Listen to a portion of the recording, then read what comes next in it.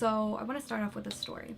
One of my friends took a ceramics class in college, and the ceramics teacher always taught the class in the same way. He would split the class up into two groups, Group A and Group B, and he would tell them the same thing. He would say, all right, Group A, so your job is to create one piece for the whole semester and just make it as beautiful and perfect and just the best piece you could possibly make for the whole semester. Just make one piece. And then he told Group B, your job is to create as many pieces as you can. As many pieces as you can, and don't worry about looking good or bad, or just make as many pieces as you can, and then you'll be graded on the last piece that you create. And he said that always there was one group that had the better pieces by far. So I'm gonna pause for a minute. I'm gonna let you think. Which group do you think had the better pieces? Is it the one that only was supposed to do one piece and made it as the best that they could, or was it Group B that did as many pieces as they could and were judged on their last piece? Well, this might be surprising to you, but it was actually Group B that always had the better pieces.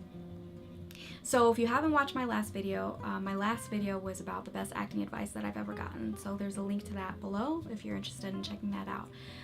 But it has everything to do with knowing when you're ready to be a successful actor. So in the last video I talked about holding your work precious and why that's detrimental. So this story is an exact example of what it means to hold your work precious and what it means to not hold your work precious. So Group A is an example of people who hold their work precious. They'll take their monologue or their scene and they'll choreograph and they'll write their beats and they'll put their heart and soul into it, and they're really feeling it. And they're super mechanical about it.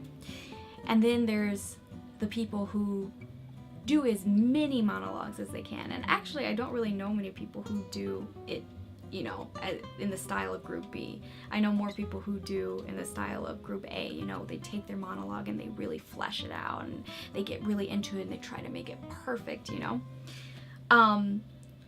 So Group B is who we're going to try and mirror ourselves off of. So how do you do that as an actor? How do you change that class being ceramic to being something that an actor can do? And that's easy. Monologues. Monologues are something that you can do by yourself, right? Because it's only you speaking. So what you do is you go out and you find as many monologues. At this point, what I would suggest is don't worry about the monologues fitting your niche. So if you have like a certain niche, like you're the best friend, or you're the sexy woman, or you're, you know, the funny guy, don't worry about the monologues fitting your niche. Just get as many monologues as you can and start working on them, start memorizing them. And I would say don't even worry about really getting the lines completely right. Just do them. Do them as many as you can. And what this does is it trains you to get out of that sort of left side of your brain that wants to control and wants to choreograph the scene. What it does is it gets you into this aspect of yourself that's very raw and instinctual and ready to react to things. And that's what makes good acting, in my opinion, is when people can take the sort of mechanical parts of a monologue and let go of it and end up trusting that their body and their mind and their memory will take over and create the scene. So that's what I would suggest, is get as many monologues as you can, and just, if you could do a monologue a day, that would be perfect. And you will become the better actor. You will learn how to not keep your work precious. And so what this does is when you don't hold it precious, this will ease the anxiety when you go into auditions. It'll ease, you know, your sense of anxiety that comes from perfectionism. Because what perfectionism is, at its core, is fear. And not just fear, but specifically perfectionism is the fear of looking like a fool. So when you are afraid of looking like a fool, you're either thinking about a past scenario that's already happened, like for example, your grandma calling you stupid, or Becky from 3rd grade saying you're a loser and you'll never amount to anything, right? The fear comes from the past, or the fear from being a perfectionist comes from the future, which is, I don't know, what if I go in that audition and I fail? What if I never become what I want to be? What if, people will laugh at me, right? That's all future stuff. So when you're able to become instinctual and you just react, you're reacting in the moment, you're reacting in the now, which means that the future and the past aren't available to you because you're in the moment. So that's why not holding your work so precious is what is the key to being a successful actor in the business. Because what you have to understand is your pieces are never going to be perfect. You only have 1 minute to impress a casting director, and so you shouldn't put your whole heart and soul into it. That doesn't mean you shouldn't try, I don't like the word try. It doesn't mean you shouldn't do your best, but it means don't hold it precious. Don't hold it precious. Do your best, but don't hold it precious. So how do you do that? How do you do your best without holding it precious? And it really all comes down to doing your monologues. You'll know what I mean when you start doing like a monologue a day and you realize that there was so much that you were holding on to. You were holding on to the way you looked. You were holding on to, how should I do it? Should I look here? Should I bend my elbow here?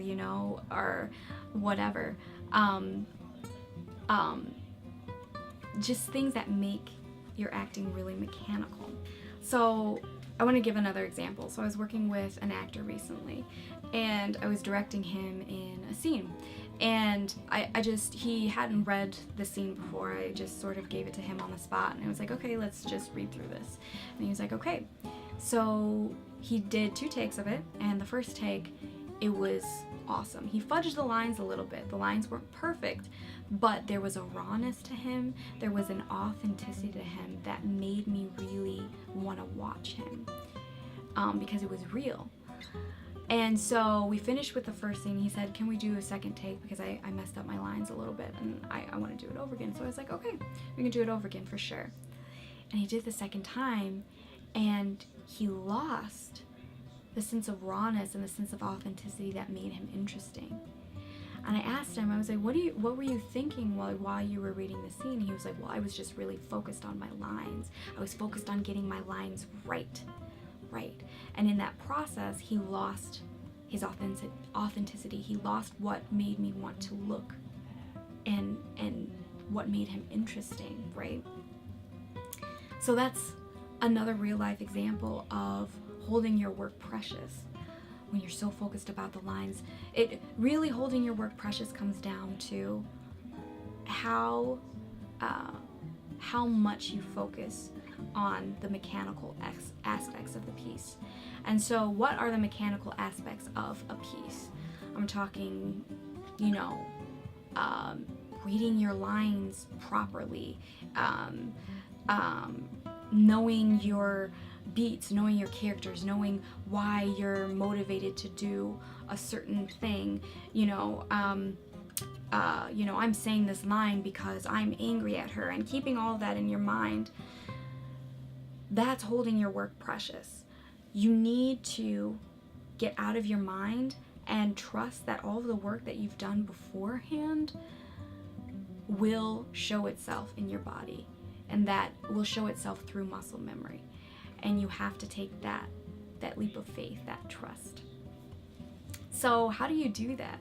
Especially if you're a perfectionist and you're super scared. Like, how do you even get out of bed in the morning to do that? And that's what the next video is going to be about. So stay tuned, and I hope you enjoyed this. And if you're out there grinding and doing your thing and auditioning, much love to you, and break a leg.